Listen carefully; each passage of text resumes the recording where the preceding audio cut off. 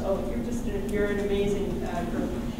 So thank you for Michael Thomas is George Mason University graduate who has presented once at the Summer Institute several years ago. The green year. Keep track of the t-shirts. We're into the blue year this year. So he's now entering his blue phase. Michael's going to talk to us. This is about as close as we're going to get to Adam Smith this year. Some of you have mentioned, well, what about Smith? Next year we'll probably do Smith Day. We do like sort of every other year, but we're going to talk about Bentham Misread. So an expert misread. Thanks.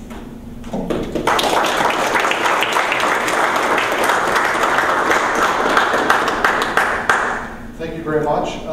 So experts on Bentham, I'm going to say get Bentham wrong, so that ties into the experts. The other affinity I'd like to point out is with Cameron's paper, where he reminded us that a lot of times economists lose their understanding of things over time. So when we talk about conspicuous consumption, the literature right now has this really empty description of conspicuous consumption, and we heard all about that. I'm going to suggest this happens with all of Bentham. That Bentham is a lot more interesting and dynamic. I shouldn't have to make this case because he seems almost transparently interesting to me, but I'm going to make the case anyway.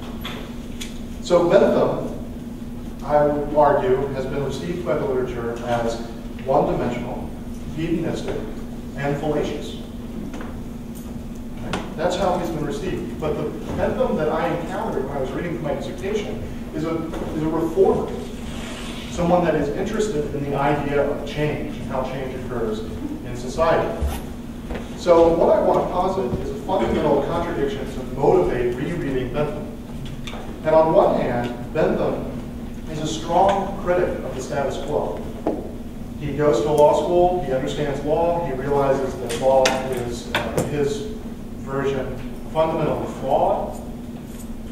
And then he sets about trying to come up with a system to destroy the status quo, to tear down the law as he finds it. Now, in the literature, Bentham has been used as someone who has then built up something in the place of what he tore down.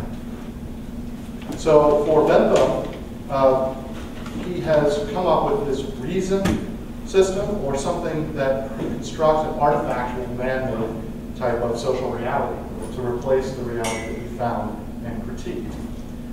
So his critique was based on the idea of coercion, and what followed after Bentham has also been called coercive. So there would be a fundamental contradiction there if that's true. So I'm going to take on that problem. And in order to frame this problem, we're going to talk about three different ways of comparing types of utilitarianism. One is its legitimacy, or its criteria, over here. And I'm going to suggest that Bentham is an individualist, as opposed to a rationalist, or an empiricist, or objectivist, or anything else you want to see Bentham as. I'm going to say that primarily Bentham is an individualist. Second, once we find the criteria, we have to think about how we're going to do comparative evaluations between different sets of criteria and different preferences. So that's going to motivate the second part of the talk today. Third, abstraction. So when we think about how Bentham simplifies the world and brings this down to what we've heard as prudence only, we have to think about how Bentham has simplified, oversimplified, or whether or not he has a complexity that is just being missed. So those three criteria are going to let me evaluate the literature that exists on Bentham. And then I'm going to point out something I think everyone has missed about Bentham, which is an endogenous theory of change, which is in his writings, collected works of writings. And I'm going to make the assertion that Bentham has a nuanced and fuller anthropology than what is commonly been perceived. All right, so starting with the background or the legitimacy of the criteria that Bentham is working with, let's think a little bit about the world that Bentham found. So the phrase greatest happiness or greatest number first appears in the English tradition under Francis Hutcheson. Now, between Hutchinson and Bentham, there's quite a bit of writing. Primarily what I'm interested in is what has become to be called Christian utilitarianism. So the two figures that I want to look at are first William Paley and then Joseph Priestley, and I'm going in the reverse chronological order. That's to consider Christian utilitarianism.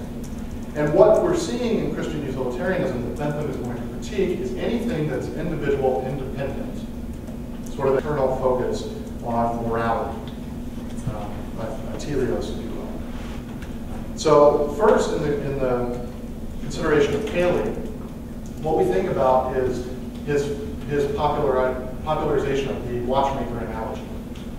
So Paley sees the world as this watch that is found, and he would impute some sort of designer from seeing the watch. So here's a picture of it. What you would infer then is that a god, or a designer god, had created this watch. So that's the world in which we find. Now, the implication here is that if the world ever deviates, or if the watch becomes untuned, then either God or God's agents on earth can correct the tuning and retune the watch. Right? So there's a fundamental dualism that's expressed here between man as they live and some system of social morality or social norming that happens at the social level. And he's very disturbed by this. And there are a couple of letters between him and George Wilson talking about Paley's theory and mentioning that sort of making fun of Paley's theory. So that's the first round, round one. Round two is a little bit more serious, Joseph Priestley. So Priestley takes the idea of this morality very seriously, talks specifically about Christian teleology, but Priestley wants to prove, not a priori, that this teleology makes sense, but he wants to claim that you cannot just simply assert you can reason through this. So this is where Bentham points to Priestley. He actually credits Priestley with the greatest happiness for the greatest number, quote, this attribution, which has been read into a little bit there. But he wants to point and emphasize Priestley. Now, what that says basically is that that he's acknowledging the system of critiquing the social norm, but not accepting the Christian teleology, or the focus and goal of individual independent morality. So I think that in order to understand Bentham, we have to understand this context. What Bentham is commonly understood as is what you might know, the fellowshipic calculus. And this phrase, I find, comes in at Wesley Clare Mitchell, coins this particular reading of Bentham with the term fellowshipic calculus. And if anybody has any comments about that, I would love to know if I'm wrong on that. That's the best that I've found so far. What I would argue is that Bentham is setting up a deconstruction of the morality that he finds, and not necessarily a construction. Now we'll come back to that later. The other way that people have tried to say that Bentham has a construction is to call his theory a social contract. And of course, there are many social contract theorists, but the one that we're most interested in at this time in the English tradition is Thomas Hobbes. And there is a literature that points to the connection between Hobbes and Bentham. But if you think about it, Bentham is Hobbes stripped of the moral authority of natural rights language. Right. So Bentham, by removing this language, he famously said that natural rights is simple nonsense, natural and imprescriptible rights, rhetorical nonsense, nonsense upon stilts. So perhaps you've heard this quote by Bentham. So I think that Bentham is really rejecting the authority of this social construct, the morality independent of the individual, and that's how he's setting up his system. I think we have to emphasize that and understand that project before we can really understand the utilitarianism that Bentham is creating. And what I want to bring out of that is that morality used as coercion is simply just not acceptable. In the modern usage, John Rawls has famously pointed out that Bentham just misses, he fails to take seriously the distinction among persons. So we have to deal with this idea, whether or not this critique holds. And I think if you look at the choice of topics that Bentham chooses, you start seeing a consistent protection of marginalized groups.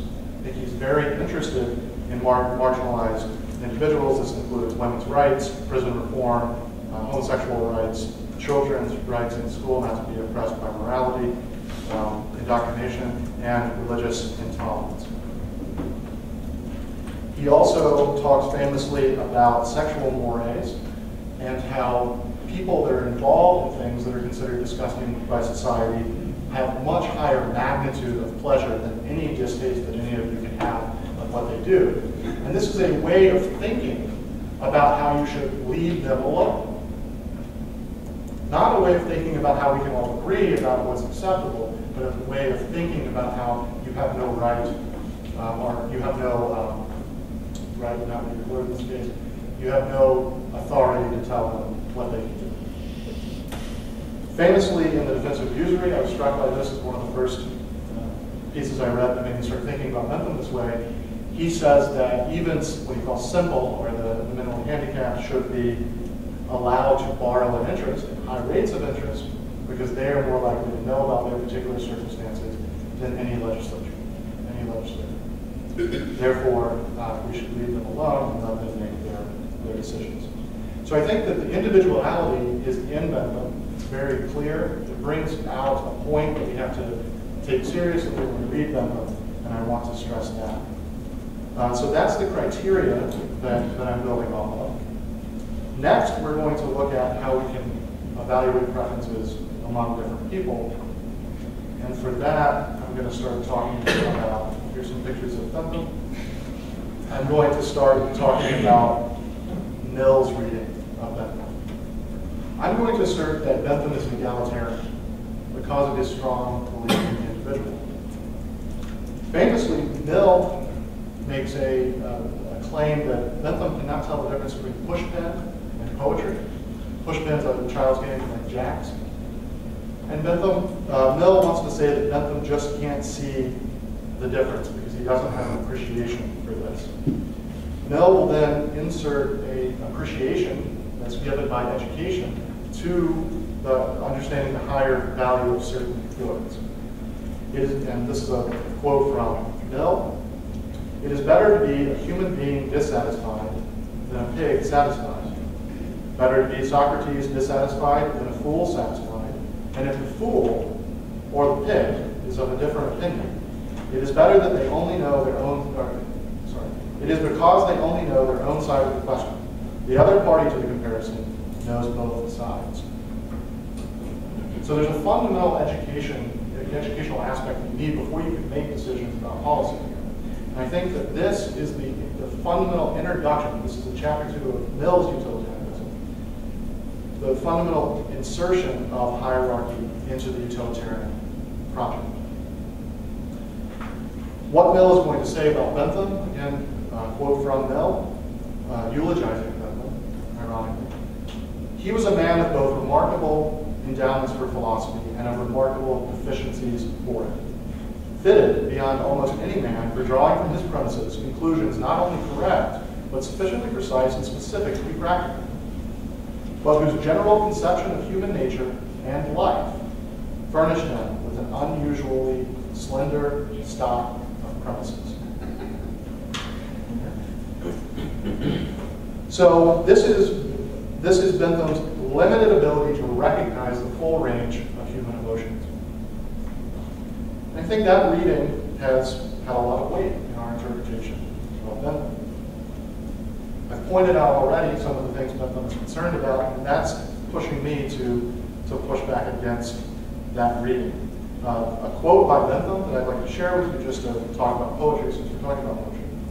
"Yet no Bellman's verses, no matriculal effusion of advertising oil shop were ever so much below the level of genuine poetry as when, taken all in all, are the productions of an official statute drawer below the level of the plainest common sense." So what you have here is a professional poet and a bellman. Not very much difference. And then you have common sense and someone who's writing legislation. Huge difference. Right? Now, Bentham needed an editor. Most of his published works that you're probably familiar with were edited by Johnson or someone else. So you can see in this sense how editing would help with making it. All right, so to give an example of how this hierarchy interacts with utilitarianism, I want to talk about public schooling. All right, so we're going to talk about the Benthamites. And this is not strictly, people that would call themselves Benthamites. Some are clearly. Others are associated by a paper. These are all included in a paper by E.G. West on the Benthamites. So that's how I did this group. All right, so the story is that educational reform, because Mill says education is prior to sort of knowing about policymaking, a Benthamite would want to fund school publicly so that you could remove any contamination from religious influence. So you would just simply want to make schooling available, teach people, and make sure they're just not being unduly influenced. And this leads to public schooling. Fine. That seems consistent with Bentham's thinking. Now, what happens once the public sector takes over the educational system? Again, you can read West and know his getting this interpretation. But the story is that once the management by the public sector over the schools comes in, then you get a bureaucracy and you get bureaucratic maximization. So West points to a transcript between James Kay and William Gladstone discussing the growth of the public education system. And the question here is whether or not that growth of the public education system meets the demand of the student. Kay's position is you're going to educate everyone between ages 5 and age 15, and you need a certain number of seats for that. Gladstone's position is most of those seats are empty. Right? So it seems once you have the growth of the public education system, you have everything justified in terms of ever more and expanding availability, ever more access to this educational system. And James Kay is supposed to be a Benthamite, is supposed to be saying, this is what's going on, this is what's needed. Gladstone is saying the statistics do not bear out the demand that you're saying is there. And he says in the transcript basically, it doesn't matter, we need more. So what West summarizes from this is that rather than utilitarianism, the methodology of utilitarianism, leading necessarily to the growth of the public sector, the growth of government, it is simply a rent-seeking application. That the bureaucracy is maximizing, according to bureaucratic theory, of ever-growing bureaucracy. That's the source of the critique by folks like Popper. Popper says that once you include utilitarianism and ranking happiness, then the attempt to make heaven on earth invariably produces hell. Because you're allowed to start telling people what should be making them happy rather than what actually makes them happy. So I've entered this idea of hierarchy under comparative evaluation, saying that once you've introduced hierarchy to utilitarianism, you get a much different system. You get a constructivist system. And the impulse to this comes not from the utilitarian methodology, which emphasizes the individual, but rather from the idea of rent-seeking or just the growth of government in itself. So that's my bold point there. Can you say it again? Sorry. Once you've introduced hierarchy into utilitarianism, and here I'm hierarchy of pleasures. Hierarchy of preferences between individuals, okay, into the utilitarian framework, then justify sort of the expansion of government under the old story. This is just saying that there's a rent-seeking motive that for the expansion of government. That it's not the utilitarian methodology per se, because there is a utilitarianism advocated by Bentham that takes seriously the individual.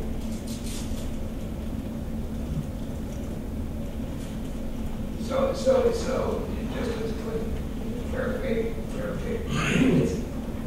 This is against Mill, because Mill's idea was that there are higher pleasures and lower pleasures. They wanted to educate, or not really against Mill, it's against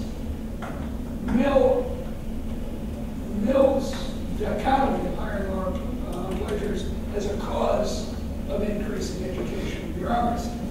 On the contrary, you're saying increasing educational bureaucracy was not because of this philosophy, right? It's because of Renzi. So we all agree that education is good. We all like to see more of it, especially in this room. But the prioritization of that goal, the allowing that goal to take dominance and tell people that our version of what they should be doing is better than theirs, that hierarchical assertion of preferences is what allows then this growth of the educational system and the rent seeking that follows. All right. So this brings in a matter of complexity. So I want to look at complexity in the utilitarian system and think about it with three individuals: Henry Sidgwick, G.E. Moore, and F.A. Hyde, who've all critiqued utilitarianism in a substantial way. Sidgwick, I think, is really interesting because in the strictest sense, his version of utilitarianism would be limited in its ability to be constructed because of a requirement for more specific, more explicit construction of the utilitarian equation. So you can't just do sloppy numbers and say, this is utilitarianism. You can't just do Calorie-Hicks potential compensation. You have to actually build in a utilitarian analysis that is explicit about the values and numbers you're using, which then, if you hold to that, there'd be very little you could do with the utilitarian system. What Sidgwick then says is that maybe utilitarian calculus could be used to sort of figure out what's going on, kind of make some rough approximations, but can never be defended explicitly. You would have to have the utilitarian calculus and then express it in moral terms. He calls this his secrecy condition.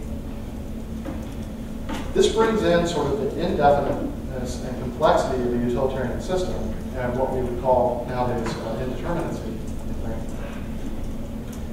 You cannot explicitly calculate, therefore your system of utilitarianism will be limited. So you're back into the game of moral assertions again, back by sort of a fuzzy utilitarian framework. So I think if that's true, utilitarianism actually has within it its own limits. If you force utilitarianism to be explicit about what the values are. So that's a possible limit that might have de-emphasized Bentham's concern with the constructivist element of utilitarianism. G. Moore critiqued utilitarianism from an idealist, anti-idealist position.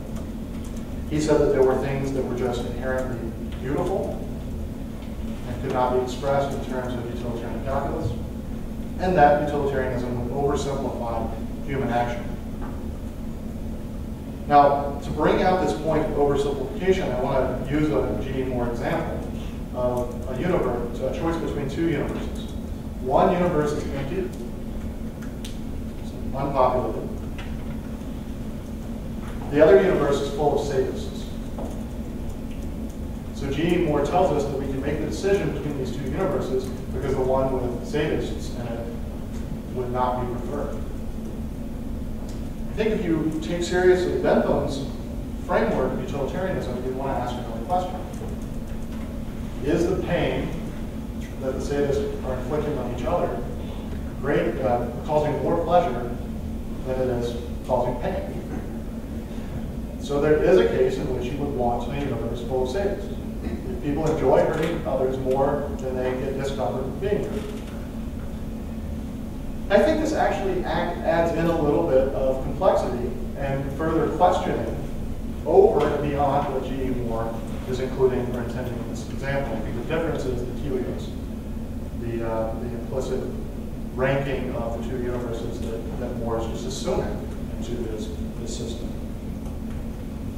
Finally, we're going to talk about Hayek. Hayek divides the world of law into cosmos, grown law, or taxis, man-made law.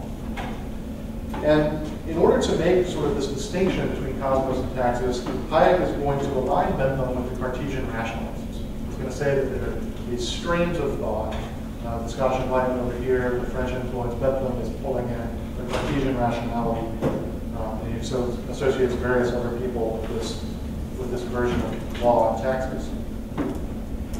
And I wonder if that is not just a little too easy to just lump Bentham in with that group of people that get it wrong.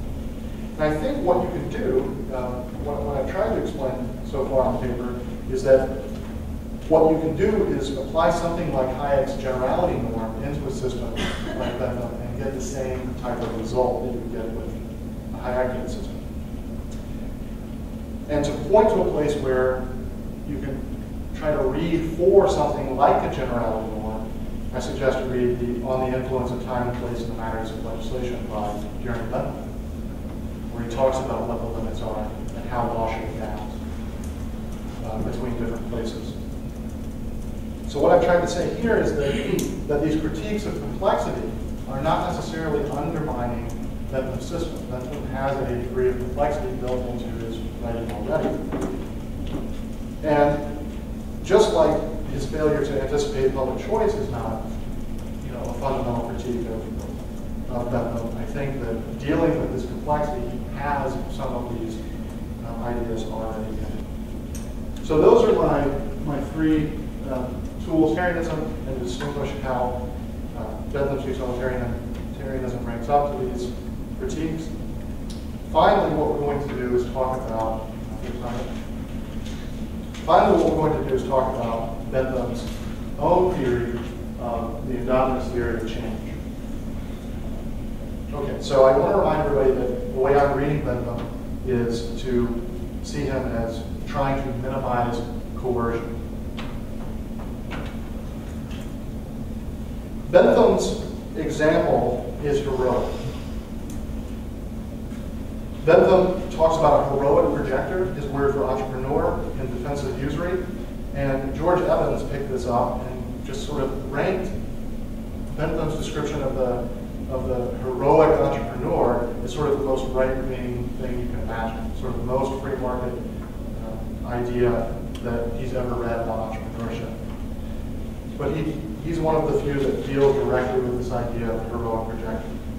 Jacob Viner, when he's reading Bentham, he's trying to deal with this idea of universal benevolence, his words, in extreme cases, and picking up something in Bentham that can't quite be explained.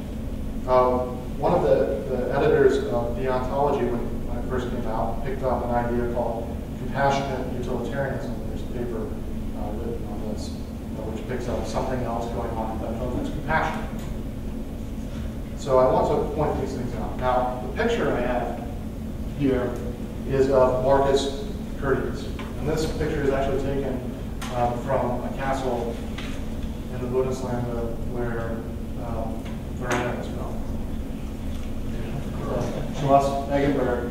This is on the ceiling of a castle, and the room contains a lot of pictures of public virtue. So Marcus Curtius is Livy's example of public virtue, and so classically educated people all throughout Europe would have recognized Marcus Curtius as an image of public virtue. All right? More pictures of Curtius. He's always on a horse. He's always jumping into a big chasm. Yeah. Was the first one there because Miranda's here, or did you choose it independently? I chose it independently, but I asked her about it. Just on a wild idea, and she said, "No, it's been there when I was a child."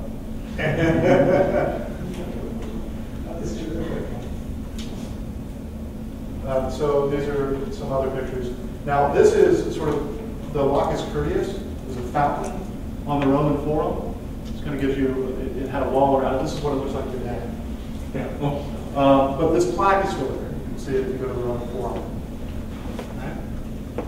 And then this is a model of what it would have looked like when the forum was in operation. Okay? So the question is, what is this? So Libby tells us. And Libby, if you'll bear with me, I'll read you directly from in this year, owing either to an earthquake or the other force, the middle of the forum fell into an immense depth, presenting the appearance of an enormous cavern. Though all worked their hardest at throwing that was in which the strength of Rome lay. For this, the seers declared, must be sacrificed on that spot if men wished the republic to be eternal. The story goes on that Marcus Curtius, a youth distinguished, indignantly asked out what answer to give, whether anything that Rome possessed was more precious than the arms and valor of her sons.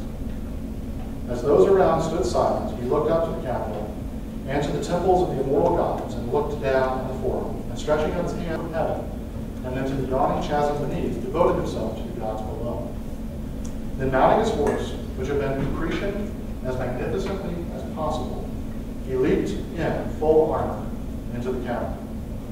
Gifts and offering of fruit of the earth were flung in after him by crowds of men and women. It was from this incident that the designation of the Curtian Gulf originated, and not from that old horse soldier of Titus Tacitus, Curtius Antiquus.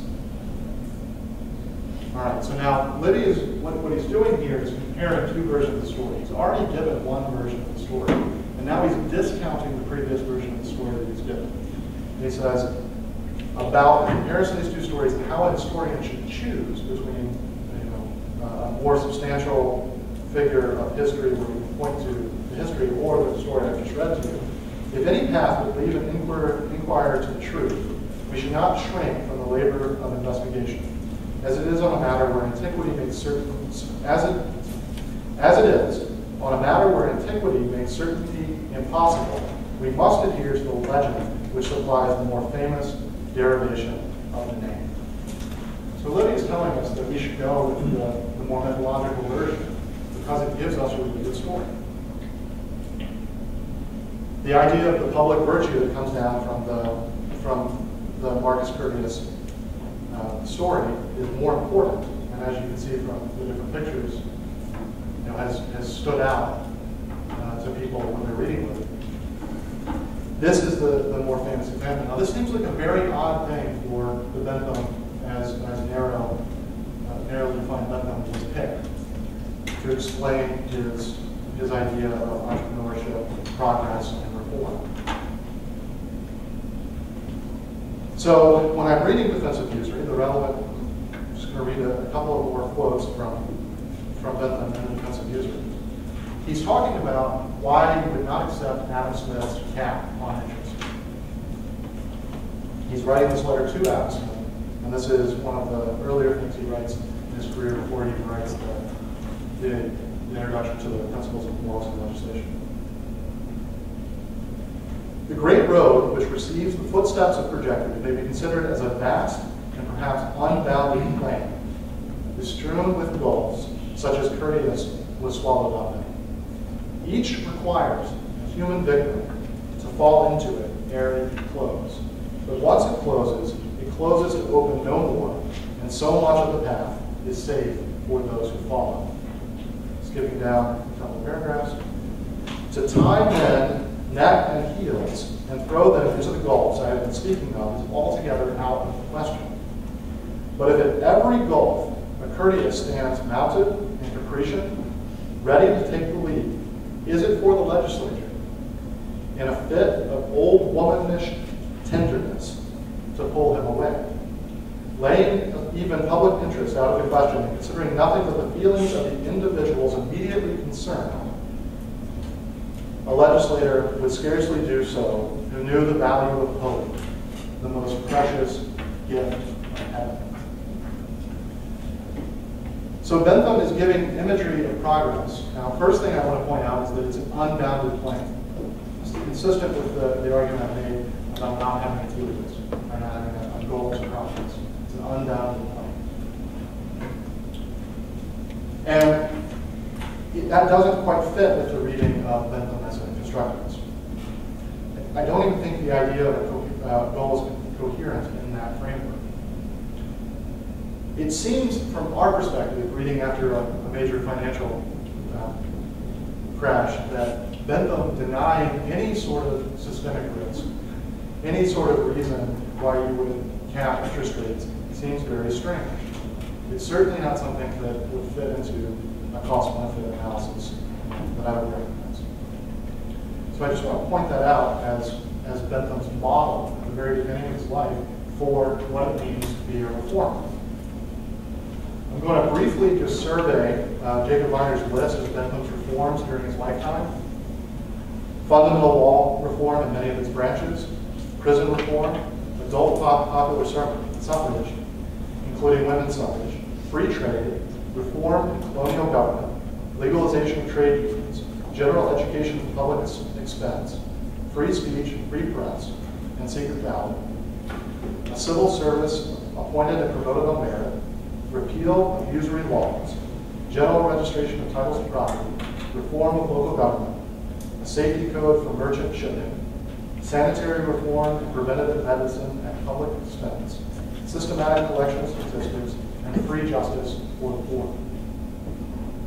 What I'd like to claim is that Bentham is living the heroic reformer that he reads in Liberty. And I think the strongest piece of evidence that makes this case then is the discussion of fame, which David Levy has in his economic ideas of ordinary people, and this derives from the idea of the auto icon. We all know the image of Bentham sitting in what was described as a telephone box. The idea is you mummify yourself, box yourself up, and put that box on wheels. And then your life is judged continually between the temple of honor and the temple of fame and the temple of dishonor. So as the things you stood for in life change throughout history, you will be moved to one or the other based on what you stood for. And I think that Bentham is looking at all of the things that he saw as transparently obvious about of protections of individuals and people and the things that he wanted to stand for. And I think he somehow backed into this idea of the auto icon because he felt like they were obvious and were going to be embraced by future generations. So I think Bentham imagined himself heroically. I want to include in Bentham's anthropology hope, reputation, and a lot of other factors that matter for reform. In conclusion, most people read Bentham as summarized by Hayek using Voltaire's famous quote, if you want good laws, burn the ones you have and make yourself new ones. I'm arguing that Bentham is more complex. I encourage all of you to read The Influence of Time and Place in Matters of Legislation. Richard Posner offers another reading. It says, whatever one thinks of Benthamism as an ethical system or a political program, its scientific importance is considerable. What I plan to do going forward is to establish Bentham's endogenous theory of change as heroic and try to think about that in more detail. Thank you very much.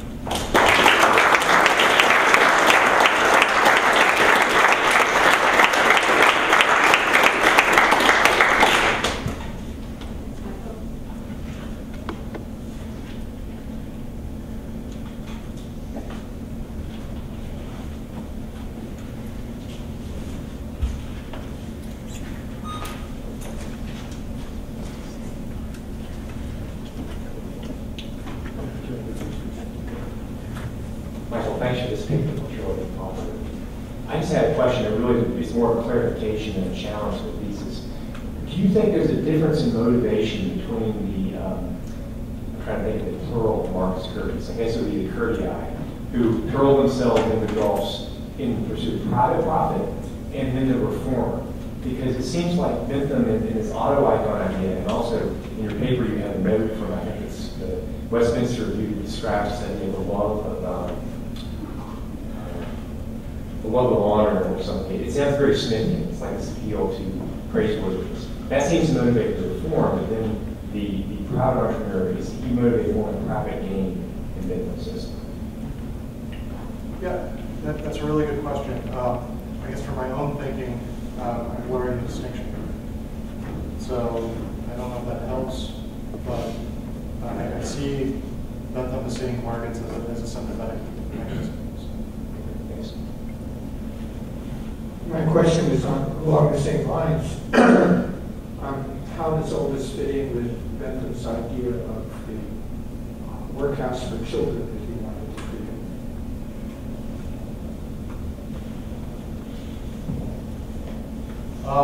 I think there's a paper I read which talks about Bentham's position on abortion.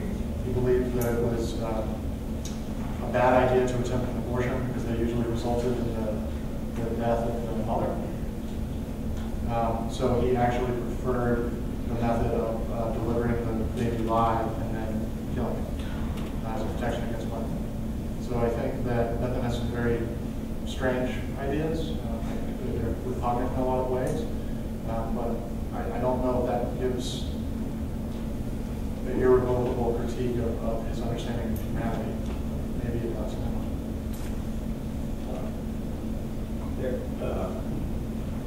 As you give this talk, it's a very good talk, in other venues, you might want to refer to two things in popular culture today. One, that G.D. Moore, two universities, one with nothing in it, the other with full of sadists. That reminds me of the famous skit in Little Shop of Horrors with the sadist dentist played by Stephen Martin and the masochistic patient played by Bill Murray. Of course, there was a positive sum game. Of course. The question is, suppose Murray had been a sadist, but anyway. Until Steve Martin discovered that he was enjoying the pain. That's right. So that's one reference to popular culture. The other one is that the man who shot Liberty Valance, and that great line when, I don't remember the line exactly, but when legend becomes something greater than fact, print the legend, and that's courteous thing. So that seems to be two things from popular culture that are apropos to your discussion. Very good discussion.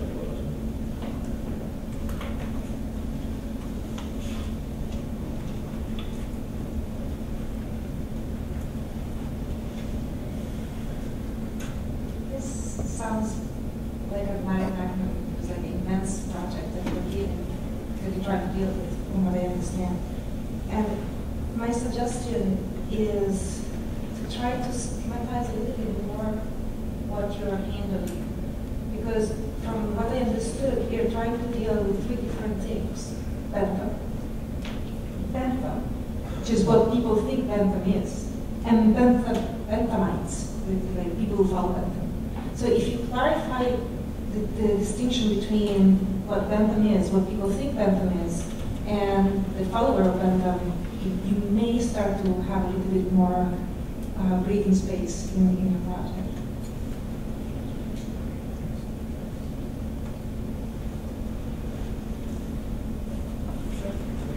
If you feel like you want to jump in, go ahead, but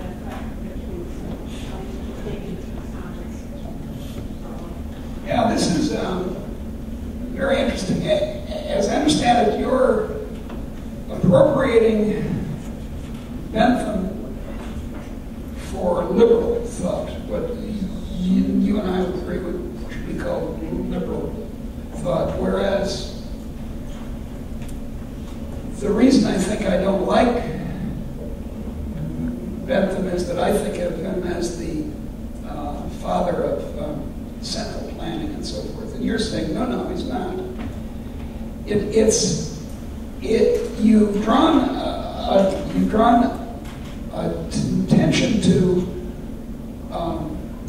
remarks of his that are very masculinist, you might note.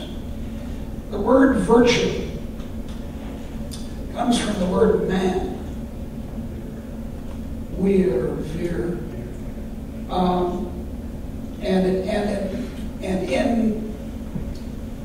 in Western political thought, people are very aware of this. I mean, you see it in Machiavelli, in particular, in Virtù, in Italian. And I'm quite intrigued that Bentham speaks so fondly of hope, which is of the seven virtues is the transcendent masculine virtue, faith being the transcendent, conventionally transcendent feminine virtue. Do you know the work of Steve Engelman?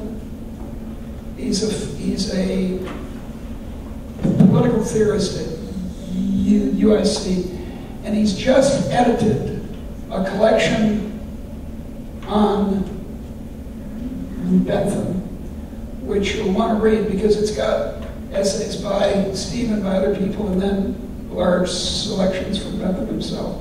And he's a friend of mine, and his project is to appropriate Bentham for the left for what is called in America liberalism. So that is your project, is it? To appropriate it for real liberalism, is that right? Or have I misunderstood what you're trying to do? Yeah, I think that's right. I would cast it in a slightly different light as he's a very strong advocate of reason. But one of the things that I like about Bentham is that his system that sets up to critique the status quo can also be used to critique anything that comes after. And that's the thing that I feel is it's liberalism in the idea that he's building a machine that can just destroy coercion. It's a critical liberalism as against a utopian liberalism. Would that be your claim? Way of saying it? Because I've always thought of it as utopian, therefore bad. You're saying no. This is an ongoing project of criticism. Thank you. It's very interesting. I've already discussed very quick points. First, there is the issue of is it meaningful to talk about Bentham in the sense that he lived along.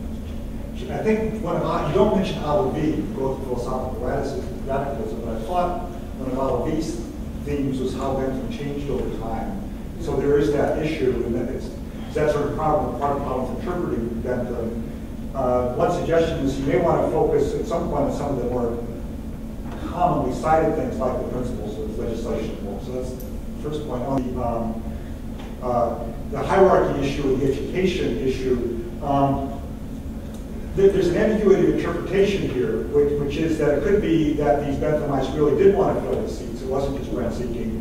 And what's involved in wanting to fill all the seats is they really wanted to change preferences, as did Adam Smith. I mean, the book 5 Adam Smith, who's not the philosopher and street corner guy, who says that basically the uneducated factory worker is subhuman, subject to cowardice and all this stuff is subhuman, and they've got to be sent to school so that they become human. There is that element in at least the rhetoric of the Benthamite reformers. And one person more recently who really comes to grips with this trade-off correctly is Milton Friedman in the Capitalism and Freedom of Thought thing, because that's really what that's all about. My own view, Friedman's often misinterpreted as thinking he wants to completely get the government out of schools. He doesn't. It's basically because he's confronting this trade-off. He explicitly recognizes neighborhood paternalism effects, and there is a source of market failure there, but he also recognizes the rent-seeking element of it, and that's what the voucher stuff is all about. He's sort of balancing those two things. So I think you should recognize them as part of this other element. There could be legitimate motives for wanting to fill all the seats. The third point is, we can talk to me about this afterwards on Deb's maybe. I still don't understand on point 4 how the endogeneity aspect of this, how the Marcia Sleep example, how that's endogenous. You can explain that later. Yeah. Do you want to come back? Well, I just wanted to comment on the first question, which was, did he change over time? The defensive usury is one of his first icons, this is his last. And then I just tried to point out his lifelong reform. There's just 3 points to try to point out that there is a strong coherence there. And that's as far as you say that, or there's definitely arcs in Bentham, but this reforming element isn't one of these constants. Michael, this may be a totally naive question. If it is, just tell me.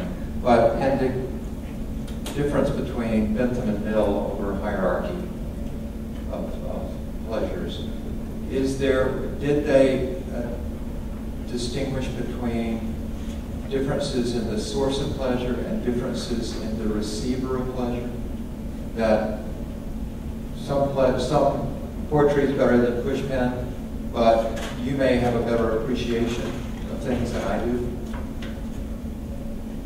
where the pleasures in the thing are the same. Mill, for his part, this is the chapter 2 of Utilitarianism is one of the few places that he explicitly ranks these things in the quotes that I read about Socrates and the fool and the pig. And there is some Mill scholarship which points to this as some concession on his part. I haven't explored it enough to really know if it's really representative of Mill in a larger sense. But there is a reading of Mill. I think I've talked to David about this before, by Mises in particular, a negative utilitarians. So that's something I can explore later. So as far as the differences between Mill and Bentham, I think that addresses that. As far as the sources and the receiver, I have to just think about that. Thank you very much for your presentation. So I have a comment about what you said on Hayek's ideas about Bentham. As you said, Hayek put Bentham in the constructivist camp because Hayek thinks that Bentham is an act utilitarian. That is to say, for each action, for each policy at every moment, we have to compare the gains and the losses.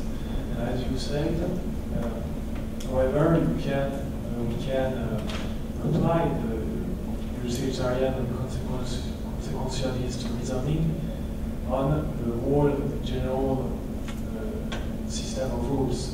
So I'm not sure to understand.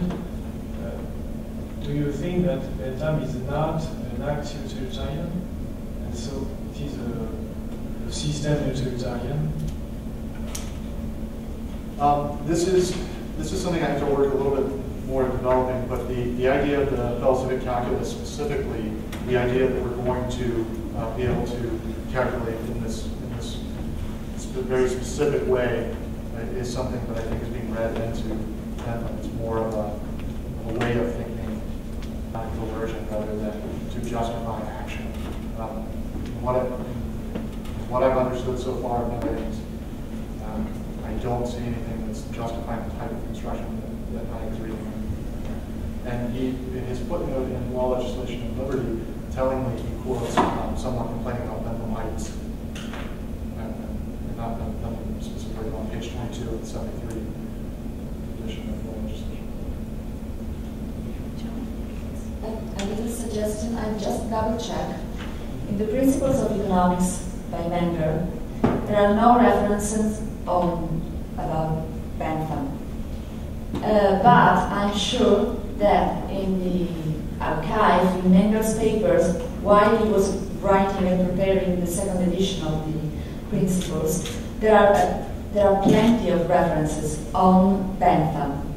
I cannot find in my laptop the exact reference. I don't know where is the file. I can't find it, but I'm sure about that. So maybe you can check. Also because this is linked with the interpretation of Hayek on Bentham, the critique of Hayek on Bentham, going through Wenger. And I think that at least in the late Wenger, we can find a lot of connection with Bentham. So. Thank you very much. I think you got that from Jepson. There's a lot. Thanks, Jepson. Here.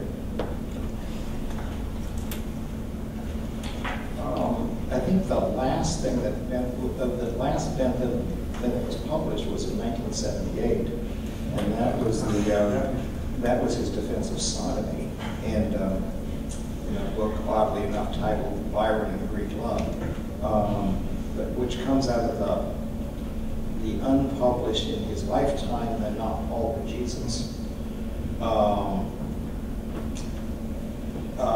book. And so I think in adding to Weiner's humongous list, there's birth control, which was explicit in, delicate, and then his co-author, not Paul but Jesus, Francis Place, made it explicit. So the birth control stuff jumps out, and then the decriminalization of sodomy is coming out of that thing. And I think that the opposition to coercion shows in is not Paul but Jesus, that Jesus is utilitarian, Paul is not, and so that can, maybe your project can help bring Bentham's religious right, textual exegesis back into the Bentham and the canon. But I think that your larger project, I think, is really important because I think the heroic has been stripped out of utilitarianism. Our work has run into the heroic twice, at least I can think of. One is Von Mises, he's a valid Benthamite. When he has this imaginary argument with the Friends of Mill in socialism, allows a socialist to suppose that a socialist society could work on heroic motivation. And then he launches into this enormously detailed defense of how the heroic is necessary for civilization itself. So this is one place we ran into it. Another place we ran into it, which speaks to is there a difference between Bentham and Mill, is when Mill talks about the highest state of humanity. And everybody knows his opinions on Americans, right? So Mill on America is really clear. But he thinks the highest form of humanity, the highest attainment of humanity was the Americans who were willing to die to free slaves. And so, it's all this condition upon Mill's general opinion of Americans. And so here, the reform may require life. And the utilitarian question is, are you going to die to free slaves, or are you going to jump into the film? And if we strip that out of the working utilitarianism, then I think you get it deeply wrong. And it's just not about the tick. It's in Mises, it's in, and the middle things in principle in Thomas. This is not something you just didn't think very much about. So I think that seeing the heroic in utilitarianism in the Benthamite utilitarianism, the Benthamites have to get in defense of usury, and then how it stretches out to the utilitarian project, I think is really helpful. Certainly do something to the utilitarian that's selfish. Sort of silliness.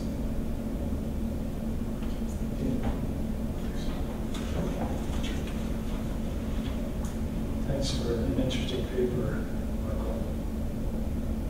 It seems to me that if you want to claim Bentham for a kind of critical liberalism, you're going to have to tackle that claim that you cited of his, that was some others are less offended by your actions than the pleasure you get. Right? It's something like that. When we would say today, when there are costly moral externalities, they can never exceed the pleasure that you get. So if I read a scandalous book by Deirdre McCloskey, I get $1,000 worth of pleasure. Good. $1,500. Yeah, and thereby injure Sandy Burt $1,500. Right? The strict Benthamite would say, ban the book, at least if Kosian bargaining is not possible. And so That strikes me as an empirically contingent, highly contingent claim that Bentham's making. It's probably not a claim that a Benthamite could make, and that gets Maria's point about who are we talking about. That's a mundane point, but it's worth thinking about. My second point, also mundane, is this problem that David and Sandy have been beating on for a long time, the problem of utilitarianism. Greatest good for greatest number has a built-in ambiguity. And if, as Edgeworth said, some lamps burn brighter than others, the usual utility monster problem arises. That too, I think, is inimical to the, at least at some level, to the capital L liberal project. My third point is really a question. Did Curtius sacrifice himself on Benthamite grounds? Did he make a net pleasure calculation? Or was he acting, in other words, was his ethics a virtue ethics or was it a utilitarian ethics? Another distinction that McCloskey has insisted on. You have a footnote on that. I think my reading would be that he values from honor and his interpretation of honor as a state. Not nobody else would do it. So it's not utilitarian, not Bentham. So Bentham is modeling himself after a But if you can show that as Tim is suggesting, that you're claiming that Bentham was grounded in utilitarianism and virtue ethics, you'll have performed a really great intellectual handstand that will stand the test of time.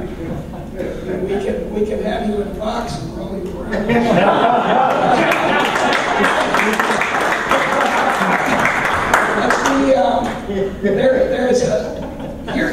Here's the way to carry on with Tim's point.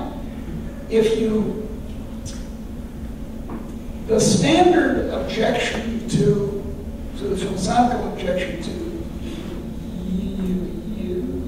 utilitarianism, I always illustrate in classes by saying, well, suppose all of us were very, very hungry, and I don't know, Tim is kind of someone who doesn't enjoy life very much, as you can easily see, and who just is kind of,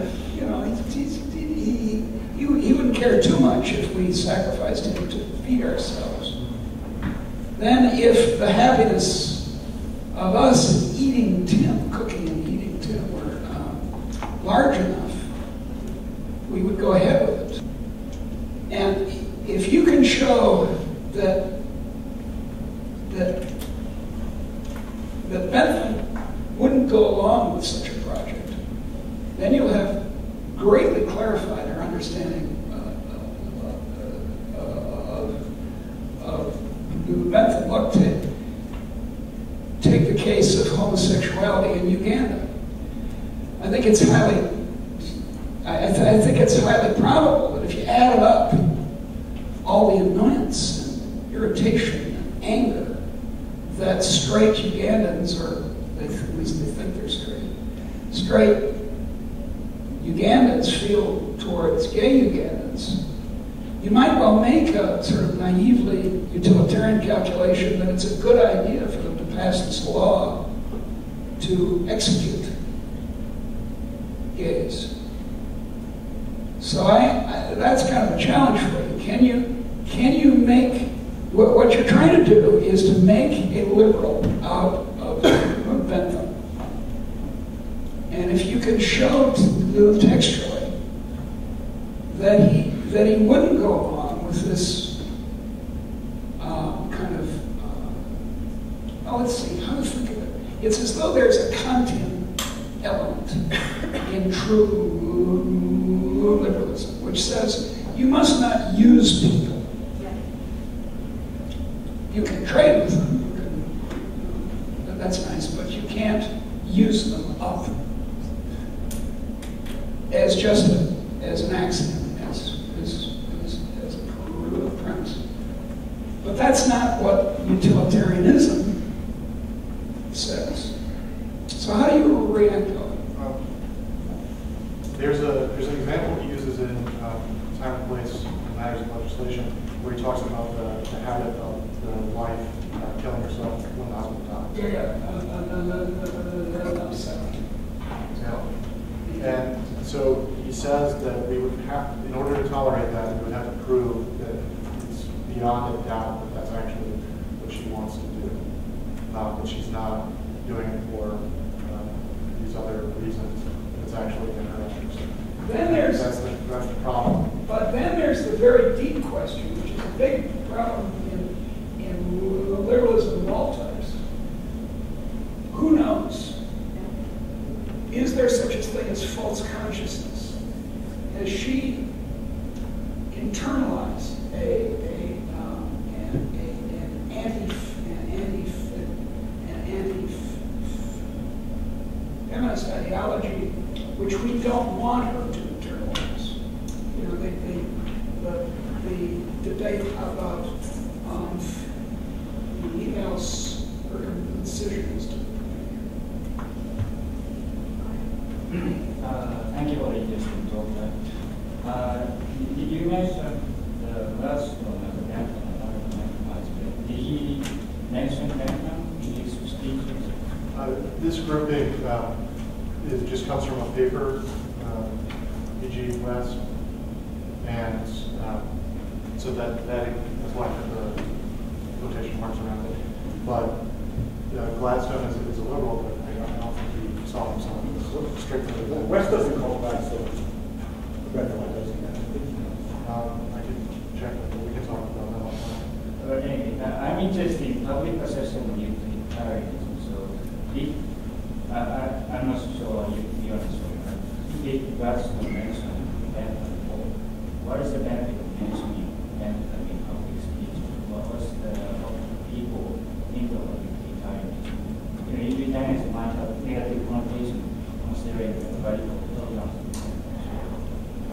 The question is for me, the transcript shows that there's a question of the statistics. It's just a mathematical question of what is happening in the world. And we have figures, and your figures are not showing what you say they're showing. We need more seats for public schools. And when that is just dismissed, you're no longer Bentham. You're no longer submitting the records to rational thought, which is the whole purpose of the Bentham project. So the fact that you abandon your Bentham project, utilitarianism, when it contradicts with rent-seeking, was the point of the group. I saw David waving his hand while Peter was talking, so I gave him the mic to answer possibly Peter's question. Remember, cosine solutions are possible. Actually, Brian, shut up. On your question about virtue ethics and utilitarianism, I think one of the real tragedies in utilitarianism is we think of utilitarianism all on Edgeworth in mathematical psychics. Yeah. We've got the hedometer and then maybe a diodes, all this sort of stuff. And then when you drop below zero, poof, that kind of, which we can do that sort of stuff.